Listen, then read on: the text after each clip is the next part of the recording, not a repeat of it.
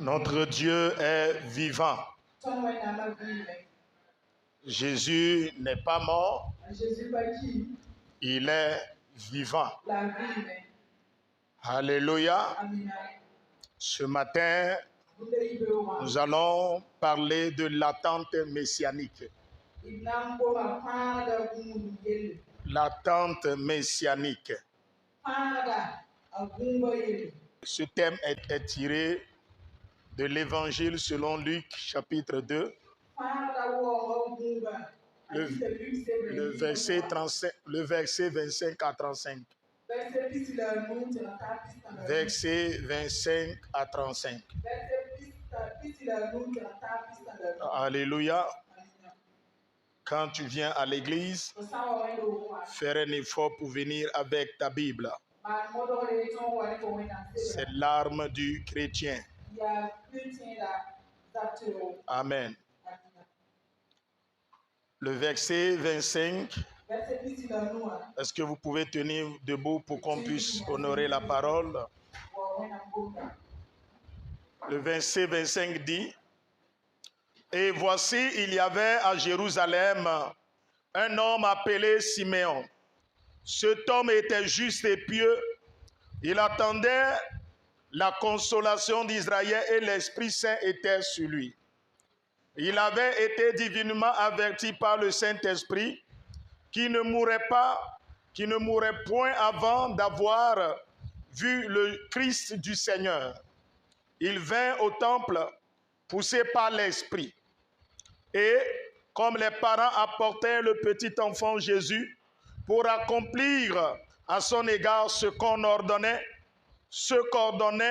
la loi, et il le reçut dans ses bras et bénit Dieu et dit: Maintenant, Seigneur, tu laisses ton serviteur s'en aller en paix selon ta parole, car mes yeux ont vu ton salut. Salut que tu as préparé devant tous les peuples, la lumière, tous les peuples, lumière pour éclairer les nations, et gloire d'Israël ton peuple. Son père et sa mère étaient dans l'admiration des choses qu'on disait de lui. Siméon les bénit et dit à Marie, sa mère: Voici, cet enfant est destiné à mener la chute et le relèvement de plusieurs en Israël et à devenir un signe qui provoquera la contradiction. Et à toi-même, une épée te transpercera l'âme, afin que les pensées de beaucoup de cœurs soient dévoilées. Amen. Veuillez vous asseoir. Alléluia. L'attente messianique est une notion centrale de la foi juive.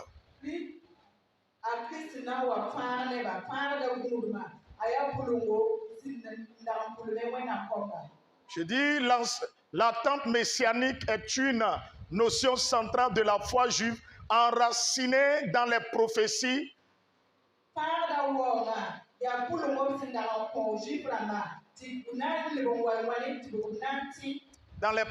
de l'Ancien Testament qui promettent la venue d'un Messie, d'un Sauveur divinement désigné.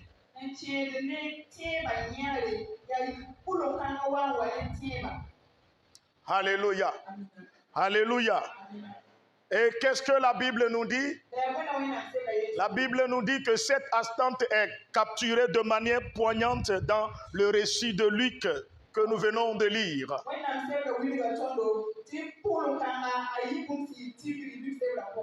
Dans ce récit, la Bible nous dit qu'un homme appelé Siméon, rempli d'anticipation messianique, a rencontré l'enfant Jésus dans le temple du Seigneur à Jérusalem. Il a rencontré le Seigneur. À l'époque de la naissance de Jésus-Christ, toute l'Israël était en attente. L'Israël attendait un Messie. selon les prophéties, que Dieu va envoyer un Messie qui va sauver l'Israël de la main de l'oppresseur. Un Messie viendra délivrer le peuple. Alléluia. Et à l'époque où Jésus est né, les croyants juifs attendaient Jésus avec ferveur. Et ils attendaient cette délivrance. Et selon eux, un Messie politique viendra libérer le peuple. Dis-moi Amen. Et à cette période, Israël était dans la désobéissance. Israël avait désobéi à Dieu. Et Dieu l'a livré à ses ennemis, à des gens étrangers. Comme les Romains qui ont envahi Jérusalem et ont conquis Jérusalem. Et ils ont commencé par dominer les Juifs. Donc vous allez voir qu'à chaque fois que les enfants d'Israël désobéissent à Dieu, Dieu les livre à leurs ennemis. Et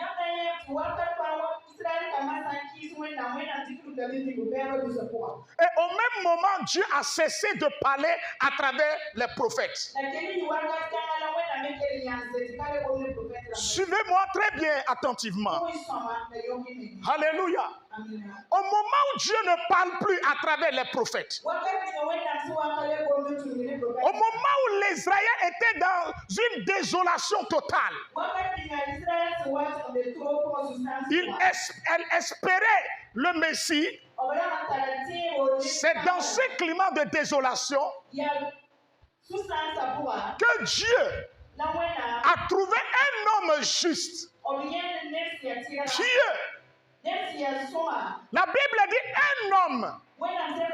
L'expression un homme veut dire que Siméon n'est pas prêtre, n'est pas un prêtre ni un dignitaire. Dans Luc chapitre 1, Dieu envoya l'ange du Seigneur au sacrificateur Zacharie. Mais regardez ici, comme cet homme est pur, pur du cœur, il est pieux et juste, Dieu ne lui a pas envoyé un ange. Mais la Bible dit, Dieu lui envoie le Saint-Esprit. Lui aussi il espérait la consolation d'Israël. Il était déterminé à voir ce jour. Hey. Il était déterminé à voir le jour du Seigneur. Et la Bible déclare, le Saint-Esprit se révèle à lui et lui dit, tu ne mourras pas sans voir le Christ du Seigneur. Tu ne mourras pas, tu ne quitteras pas la terre sans que tes yeux ne voient l'accomplissement de la promesse. L'Israël, Dieu avait fait une promesse à Israël. L'Israël était en entente. Maintenant, dans l'entente d'une promesse, le Saint-Esprit vient et il fait encore une autre promesse à cet homme. Pourquoi? Lui, le Saint-Esprit, Dieu a envoyé le Saint-Esprit vers lui. Parce que cet homme ne marche pas comme le commun des Juifs. Sa façon d'adorer le Seigneur sa façon de prier, la manière dont il marche. Le peuple était dans la désobéissance. Mais ils attendaient la gloire. Ils attendaient l'accomplissement de leurs promesses dans la désobéissance. Mais lui, il s'est attaché à son Père. Il craignait Dieu. Alléluia. C'est un homme craignant Dieu. La manière dont Dieu a envoyé le Saint-Esprit vers lui montre combien de fois son esprit est pur. Montre son attachement à Dieu. Écoutez-moi bien. Le temple de Jérusalem est puissamment sous la loi de Moïse. Le Saint-Esprit ne travaille plus avec les gens. De Malachie jusqu'à Matthieu, Dieu a cessé de parler plus de 400 ans. Mais la grâce de Dieu a traversé la loi, les barrières de la loi, et est parti localiser ce homme parmi la foule. L'Église attend l'accomplissement de la promesse de Dieu dans sa vie. Tout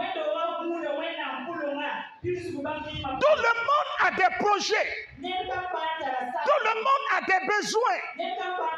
Et maintenant, chacun prie à sa manière, à sa façon. Et peut-être Dieu t'a parlé de manière générale. Nous tous, nous voulons voir la bénédiction de Dieu dans notre vie. Nous voulons voir la manifestation de la puissance divine dans notre famille, dans notre vie, dans nos affaires.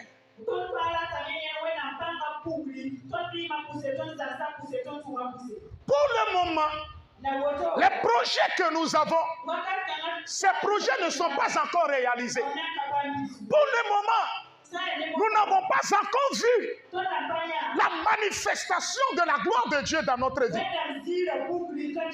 Oh, alléluia. Tous les chrétiens sur la planète Terre veulent voir la gloire de Dieu, veulent voir Dieu se manifester. De la manière, les Juifs, les Israéliens étaient en entente, c'est de cette manière l'Église aujourd'hui est en entente.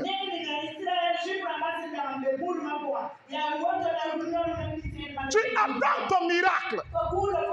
Tu attends ta guérison. Tu attends ton mariage.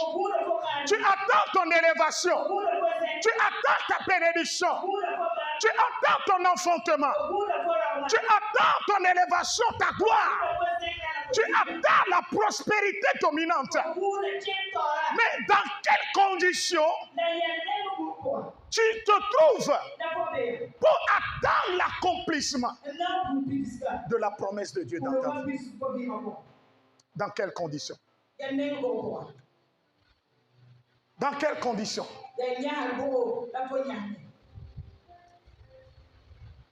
Quelqu'un a chanté? Je veux mon miracle aujourd'hui, aujourd'hui. Il veut son miracle aujourd'hui. Dans quelles conditions il veut son miracle? Alléluia. Bien-aimé, il ne faut pas marcher comme le commun des chrétiens. Il ne faut pas adorer le Seigneur comme les autres. Il ne faut pas suivre les autres. C'est leur manière de marcher, leur manière de travailler, leur manière de prier. Non, pas Dieu. Je vais vous révéler quelque chose tout à l'heure. L'entente messianique. Aujourd'hui, les chrétiens attendent le retour du Seigneur Jésus. Tout le monde. Et nous disons la fin du monde. Mais dans quelles conditions Quel est l'état de ton cœur? Quel est l'état, la couleur de ta robe? As-tu gardé ta robe propre? La Bible dit cet homme est pur et juste. Il est pieux. Il est juste. Lorsqu'il est pieux, il est juste. Alléluia. Il marche selon la Sainte Écriture. Ce n'est pas parce que les gens ne témoignent pas qu'il sera découragé de Dieu. Ce n'est pas parce qu'il ne voit pas ses miracles. Ce n'est pas parce que les promesses ne s'accomplissent pas qu'il sera découragé de Dieu. Mais la Bible dit, il s'est attaché au Seigneur. Oh, alléluia. Il s'est attaché au Seigneur. Tout le monde était en entente. Mais le Saint-Esprit est venu lui révéler. Lui, il a déjà une intimité avec le Christ. Il travaille avec le Saint-Esprit.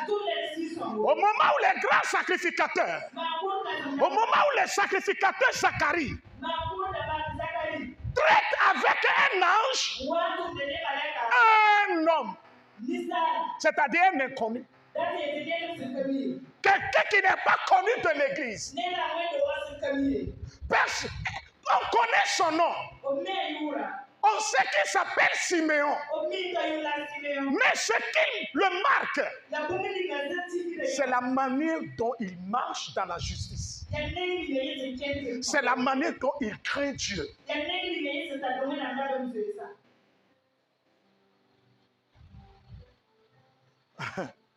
Le Saint-Esprit vient à sa rencontre. Et il lui dit, tu sais, tu verras le Christ du Seigneur avant de quitter la terre. Tu verras la promesse. Tu vas la toucher avant de quitter le monde. Laisse-moi te dire, si tu marches dans la droiture, tu marches dans la vérité, quelle que soit la durée, quel que soit le temps, la promesse de Dieu va s'accomplir dans ta vie. C'est pourquoi ce matin, laisse-moi te dire, tu toucheras à la promesse de Dieu, tu saisiras la promesse de Dieu avant de quitter la terre. Ta vie va restaurer, ta vie sera restaurée, tu auras la guérison avant que Christ n'arrive.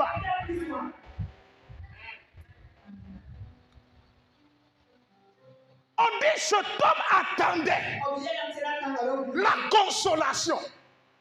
Ça veut dire qu'il n'est pas découragé. Il croit à la prophétie. Il croit à la parole du Seigneur. Toi, tu attends ton miracle. Tu attends la restauration. Mais malheureusement, tu n'as pas la foi. Sur le chemin, tu doutes de Dieu. Tu n'es pas sûr que Jésus peut changer ta vie. Ah, tu viens seulement à l'église. Tu pries seulement. Quand la situation se complique, quand les choses s'aggravent, tu es là. Oh Seigneur, quelle est ma vie? Qu'est-ce qui m'arrive? Mais ce temps, il n'a pas regardé la foule. Il ne prie pas comme la foule. Il ne se comporte pas comme la foule. Mais la Bible déclare, il suit et il obéit à la voix de Dieu. Bien-aimé, ton attachement à Dieu est étroitement lié à ton exaucement. La manière dont tu es attaché au Seigneur, la manière dont tu marches devant le Père, c'est de cette manière que Dieu va te répondre. Si tu doutes de Dieu, Dieu sera loin de toi.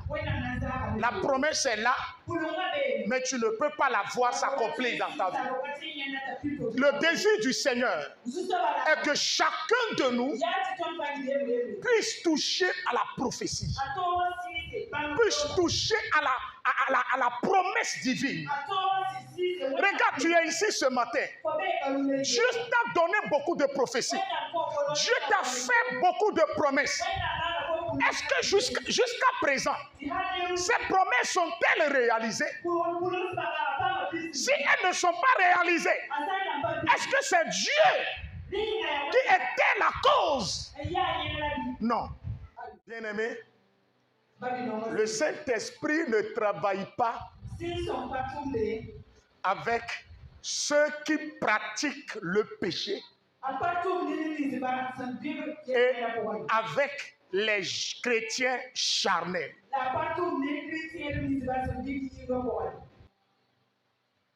Tu veux les miracles?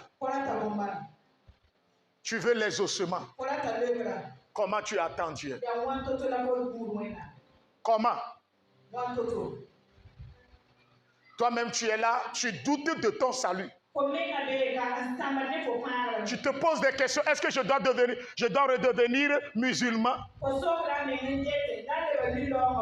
Est-ce que je dois retourner, continuer à pratiquer le maraboutage, l'animisme? Parce que Dieu ne répond pas vite. Parce que le temps de Dieu est long. N'est-ce pas? Et tu es là, tu te poses des questions. Seigneur, jusqu'à quand? Jusqu'à quand? Jusqu'à quand? Gédéon est assis sous l'arbre et il posait la question. Seigneur, jusqu'à quand? Tu vas délivrer Israël. Un ange du Seigneur vient à sa rencontre. L'ange lui dit, vaillant guerrier, vaillant soldat. Il dit, hey, je suis pauvre. Ma famille est démunie. Je ne suis rien. Je suis sans force. L'ange lui dit, regarde. Toi, tu attends le salut. Tu attends la délivrance. Tu attends à ce que quelqu'un d'autre le fasse à ta place. Tu veux que quelqu'un prie à ta place. Et tu es là, un vieux comme ça. Tu es là assis, les bras croisés. Tu ne veux rien faire. Tu as la grâce. Tu es sauvé. Tu es sur la terre promise. Des gens ont cherché à voir la terre promise. Ils sont morts en chemin. Dieu t'a accordé la faveur. Tu es sur la terre promise. Et tu viens, tu te lamentes. Au lieu de se lever et remettre de l'ordre dans ta vie. Tu es là, tu dis, je suis pauvre. Hey. L'ange lui dit, va avec la force de Dieu qui est en toi. Il ne voyait pas qu'il a une force. Il ne croyait pas que Dieu lui a donné quelque chose. Pourquoi toi-même tu te limites? Tu attends le retour du Seigneur. Jésus a versé son sang. Il t'a lavé, il t'a délivré. Maintenant, qu'est-ce que toi-même tu fais à ton salut? Quel travail tu fais sur ta personne? Jésus a travaillé. Il a payé le prix. Et il a dit, tout est accompli. Maintenant, qu'est-ce que toi tu fais pour que on puisse, les gens du monde, les gens de ta famille, puissent voir le fruit du prix que Jésus a payé. Aujourd'hui, les chrétiens honnissent Dieu. Est-ce que vous savez? Nous honnissons Jésus. Papa, je vais te poser une question. Maman, je vais te poser une question. Tu prends 50 millions. Tu investis dans les affaires, dans les études de ton fils. Si bien. Et à la fin de son cursus scolaire,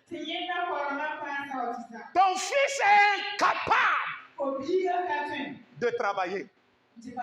Ce sera une joie pour toi.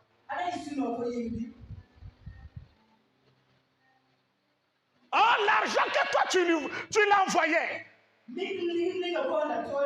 Tu t'es investi énormément pour qu'il devienne quelqu'un. Mais lui, il est devenu autre chose. C'est comme si Jésus a investi un grand prix dans notre vie. Il a payé le prix.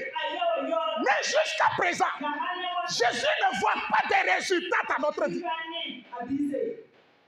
Jésus a dépensé des milliards pour que tu sois quelqu'un sur la terre.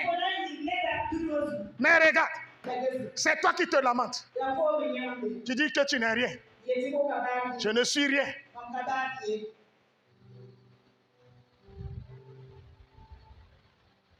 Je suis pauvre.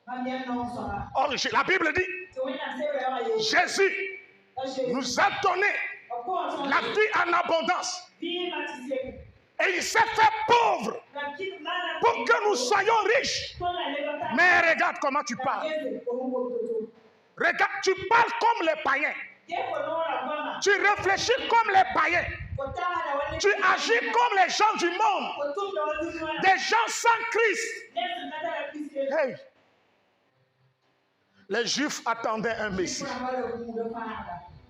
Toute une nation attendait un Messie. Mais c'est une seule personne qui a la révélation. C'est une seule personne que Dieu a affirmé qu'elle verra l'accomplissement de la promesse.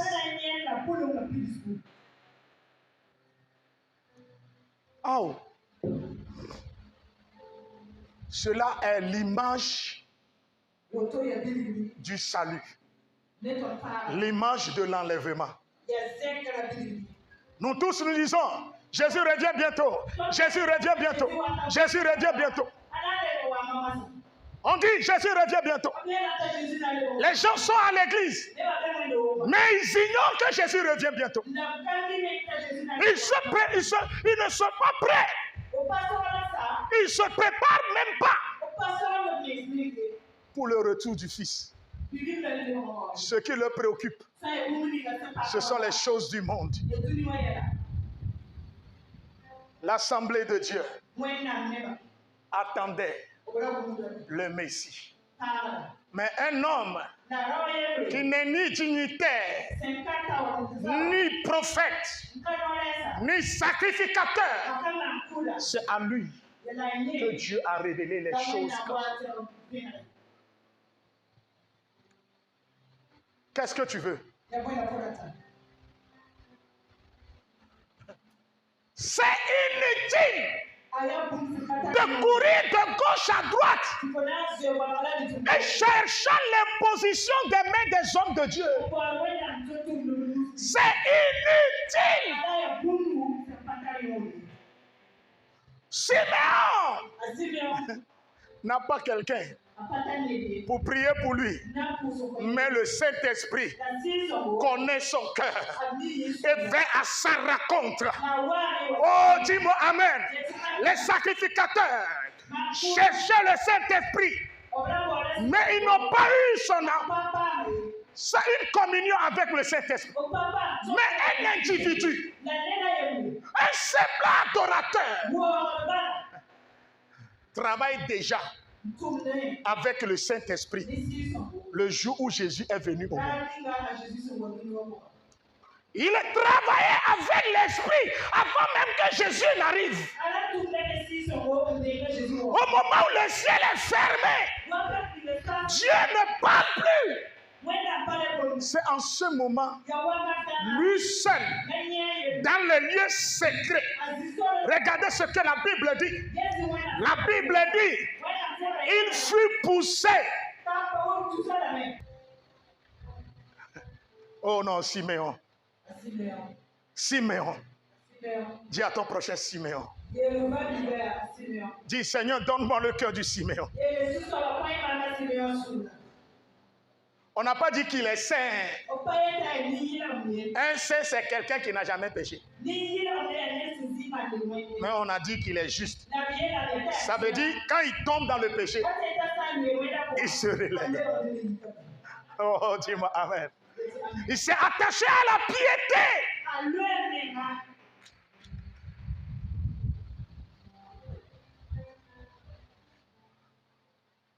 Au moment où les gens ont mis Jésus dehors, l'assemblée a mis Jésus dehors. Les grands sacrificateurs, c'est nous. La chose, c'est un individu, c'est un simple croyant, c'est un simple chrétien. Il vient, il reste derrière, il ne parle même pas. Il fait tout calmement et il repart calmement. Les gens disent, hey, regardez-le. Lui ne prie pas. Lui n'est pas chouette. Il n'est pas dynamique. Sûrement, c'est un chrétien charnel. Mais il est plus spirituel que tout le monde. Il est plus spirituel que tout le monde. Il ne cherche pas à démontrer quoi que ce soit. Mais il démontre sa vie chrétienne à l'Esprit Saint. Pourquoi tu veux prouver aux gens dans l'église que tu es un fervent chrétien? Hein? Pour écouter, est-ce que c'est lui qui a dit non, je suis juste, je suis pieux?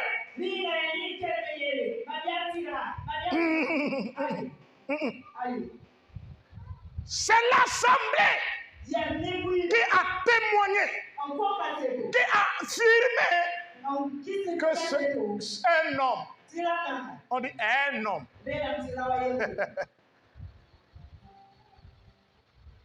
Un homme qui s'appelle Siméon est juste et pieux. Alléluia. Et à quel moment il a rencontré Jésus? À quel moment? La Bible dit le 8e jour où Jésus doit être circoncis. Jésus a été circoncis et on va l'amener pour l'accomplissement des rituels de purification. Et cet homme était à la maison. Et le Saint-Esprit le pousse, dit va à l'église, va au temple. Le Saint-Esprit l'a poussé pour qu'il aille au temple. Ce que tu attendais pendant longtemps, aujourd'hui va te rencontrer au temple. Ce que tout le monde cherchait, ce que tout le monde veut voir, va au temple. La chose t'attend. Hey, la promesse t'attend. L'accomplissement t'attend. Ce que tout le monde espérait impatiemment, le peuple, la nation voulait voir. Mais un inconnu, quelqu'un qui n'est rien, il est seulement connu par sa manière d'adorer. Suivez. L'Esprit de Dieu l'informa. Ce que tout le peuple veut voir. Aujourd'hui même, toi, particulièrement, tu verras ça. Tu le verras de tes propres yeux. Et tu le toucheras. Quelle grâce! Si tu veux marcher comme le commun des mortels, tu veux vivre comme les autres, lorsque la promesse de Dieu va vouloir s'accomplir dans ta vie, le Saint-Esprit n'aura pas l'occasion de venir te parler. Le Saint-Esprit travaille avec les personnes qui se retrouvent dans le lieu secret, dans le lieu de la communion, dans le lieu de l'intimité avec Dieu. Des gens qui se retrouvent dans le lieu du brisement. C'est dans ce lieu le Fils sera vu. Moïse a demandé à Dieu, je veux voir ta gloire. Dieu lui a dit, ce n'est pas possible. Si tu veux me voir, il faudrait que je t'envoie dans le creux. Le lieu secret, le creux du rocher. Sans cela, tu ne peux pas. Je dois te mettre à part et te conserver dans le lieu secret, dans le creux du rocher. Tu veux voir ma gloire? Tu veux voir la promesse? Va dans le creux du rocher. Il faut se distinguer de la foule. Tu as des visions, mais tu veux réaliser tes projets. Et comme les autres. Comment? Comment? Regarde ton prochain, demande-lui comment. Oh.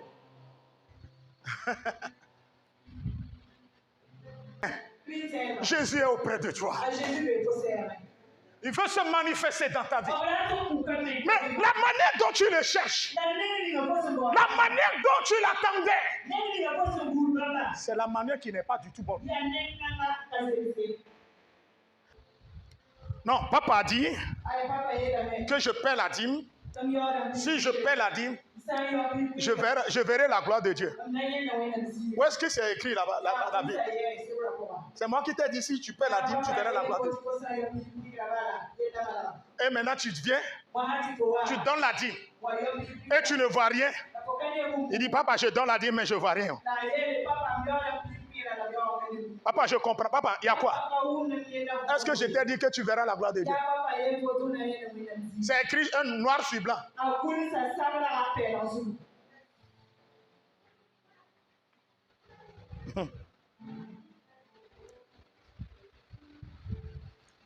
Papa, je viens à l'église, mais je ne vois pas mon miracle. Où est-ce que c'est écrit? Ceux qui viennent à l'église, c'est eux qui voient les miracles. Mais ceux qui voient les miracles, c'est ceux qui sont en Jésus. Ceux qui sont enracinés. Ceux qui sont prêts à payer le prix. Ceux qui diront Jésus, c'est à cause de toi je suis humilié. C'est à cause de toi je subis les humiliations. Mais je ne vais jamais reculer. Je ne vais jamais te renoncer. Comme Pierre t'a renoncé. Je ne vais jamais te renoncer. Même si je mourrai à cause de toi. C'est ça, ces gens-là qui voient la gloire de Dieu.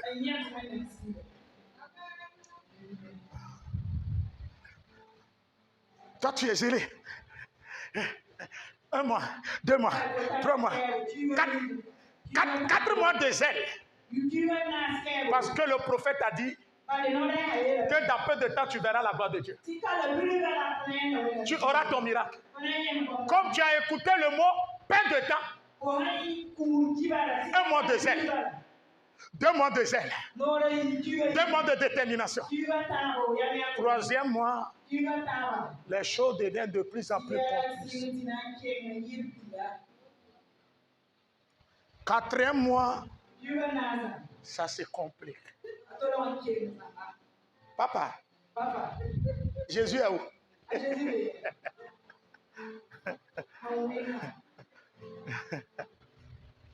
Dieu veut te donner des révélations cachées. Que les grands, si tu t'attaches à Dieu, Dieu va te dire des choses que moi-même je ne sais pas.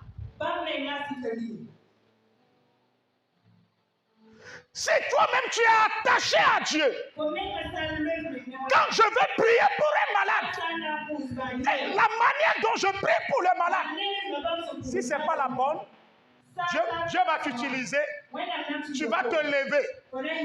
Papa, le Saint-Esprit dit, faire comme ça, voir. Mais tu ne veux pas.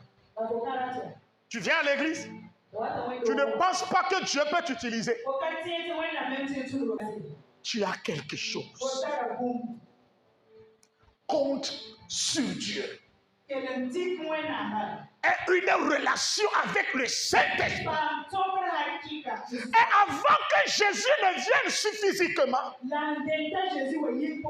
laisse-moi te dire, toi tu vas le rencontrer dans ta chambre. Tu vas le rencontrer dans ton foyer. Tu vas le rencontrer dans ton business. Tu vas le rencontrer dans ton commerce. Tu vas le rencontrer dans ton travail. Les gens vont dire, quel roi que tu as fait? Tu leur diras, c'est Jésus. C'est Jésus. Dis-moi Amen. Oh.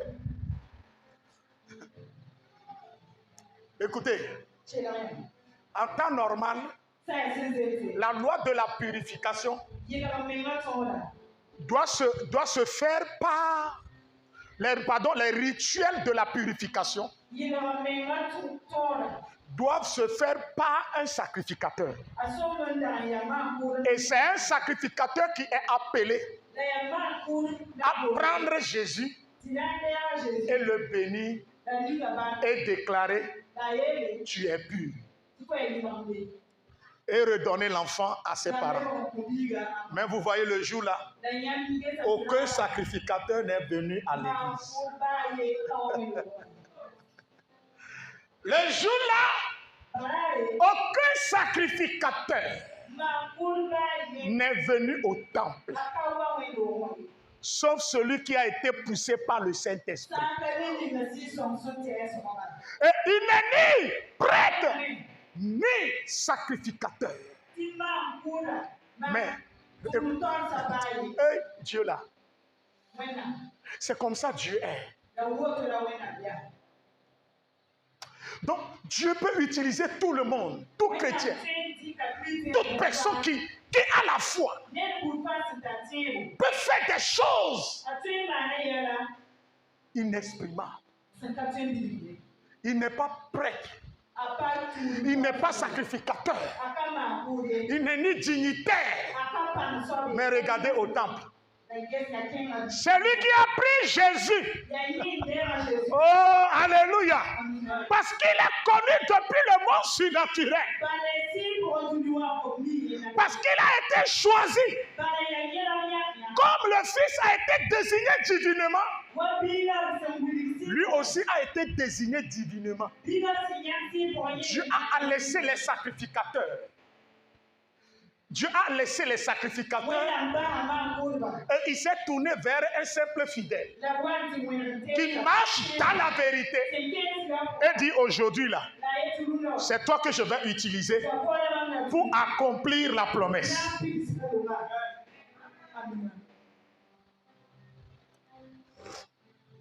Vous voyez non? C'est le problème de l'église. Je vais te parler. Donc si le pasteur a chuté, le pasteur n'a plus de relation avec Dieu. C'est ça qui fait que toi aussi, c'est sa chute qui détermine ta chute. Hein? Les sacrificateurs ne sont plus sur la voie de Dieu. Mais lui, chaque jour, il est au temple. Mais il ne vient pas seul. Mais c'est l'esprit qui le pousse. Ça veut dire que cet homme Siméon ne fait rien sans le Saint-Esprit. Quand le monde est dans la désolation, si tu veux réussir, il faut se laisser guider par le Saint-Esprit. C'est ça le secret. Dis à ton prochain, laisse-toi guider par le Saint-Esprit.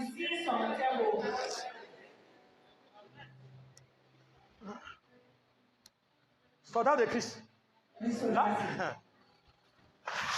Là où moi je suis, mon père spirituel, celui que j'ai choisi, qui est mon père spirituel actuellement, s'il n'est plus sur la voie de Dieu, je le mets de côté, je continue mon chemin.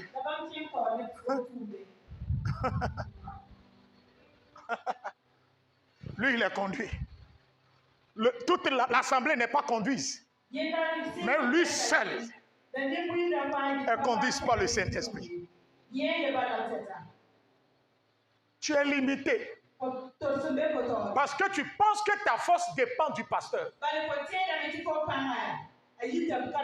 Tu es limité. Parce que tu penses que c'est le pasteur qui va te donner le miracle. Je peux prier. Si je n'ai pas de bonne relation avec Jésus, ma prière ne peut rien faire dans ta vie. Quand tu remarques que le pasteur est en train de faire cantata, prends ton sac doucement. Oh.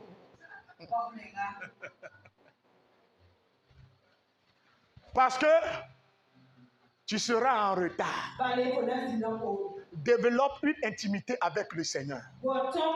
Il faut se laisser conduire par le Saint-Esprit. Oh là, le Saint-Esprit. Oh, le Saint-Esprit. Il n'est pas sacrificateur. Mais c'est lui qui a béni le Dieu Tout-Puissant. Cause de son attachement avec le Saint-Esprit. Dieu dit, c'est toi qui vas bénir l'enfant Dieu. C'est toi qui vas purifier l'enfant Dieu. Et il a prié. Il a béni l'enfant. Et il a encore donné des prophéties. Il n'est pas prophète. Mais il a donné des prophéties à l'enfant Dieu, l'enfant Jésus. Toi là-haut.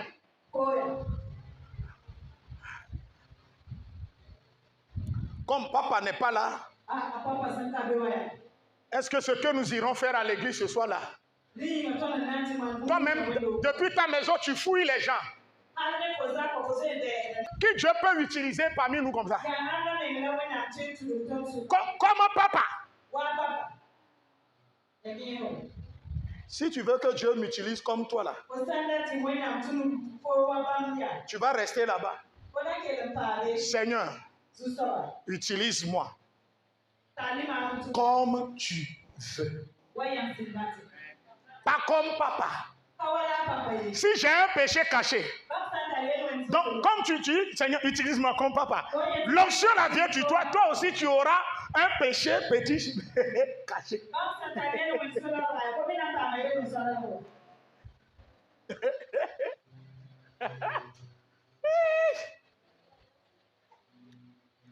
Alléluia.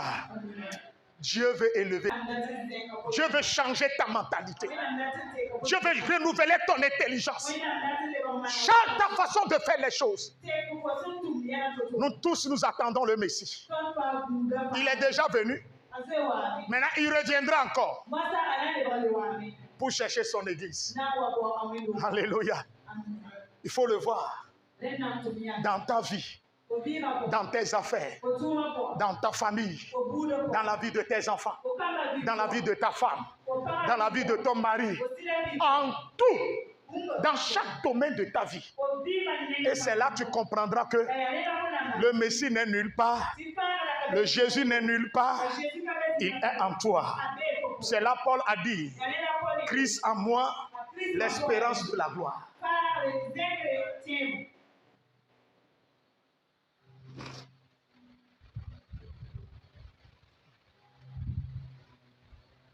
Alléluia.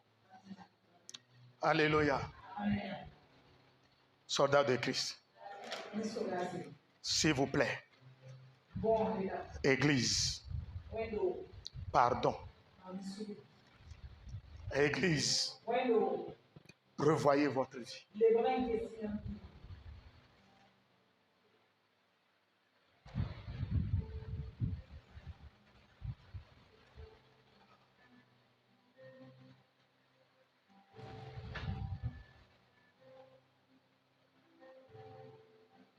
Oh.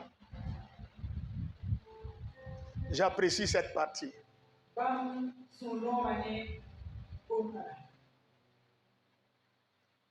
Quand on rencontre Jésus, si tu n'es pas prophète, tu vas recevoir l'onction prophétique. Si tu as Jésus, il fera de toi sacrificateur. C'est pas que quelqu'un te fera sacrificateur, mais Jésus fera de toi sacrificateur.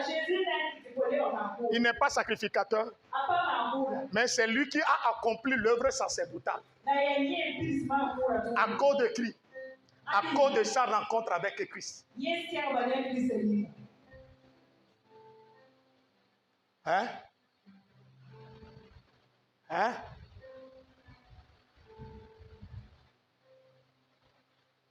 Il a prophétisé sur Jésus. Qui es-tu? Depuis ce jour-là, est-ce que vous avez vu dans la Bible quelqu'un donner prophétie à Jésus? Que Jésus, telle chose va t'arriver. Tu sais. Depuis. Ah. Ah. Il dit maintenant, j'ai vu ton salut. Tu es la lumière des nations.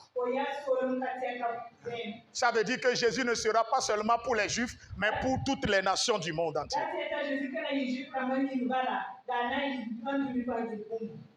Soldat de Christ, si tu acceptes, Jésus fera de toi un traîneau dans sa maison. Si tu acceptes, Jésus fera de toi une colonne dans sa maison.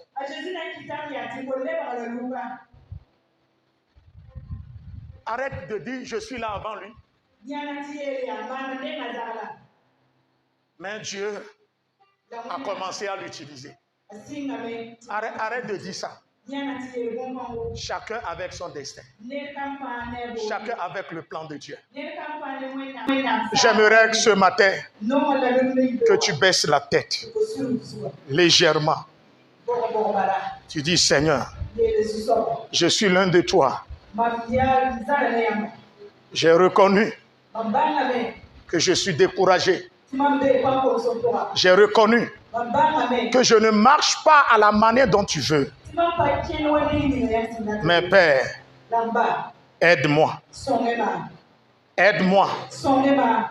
Aide-moi à voir ton jour. La manière dont cet homme Siméon a saisi le Fils. Il a pris dans ses bras. Seigneur, je veux te saisir dans ma vie. Je veux te toucher dans ma vie. Je veux sentir ta présence, ta manifestation dans ma vie. Prie. Prie.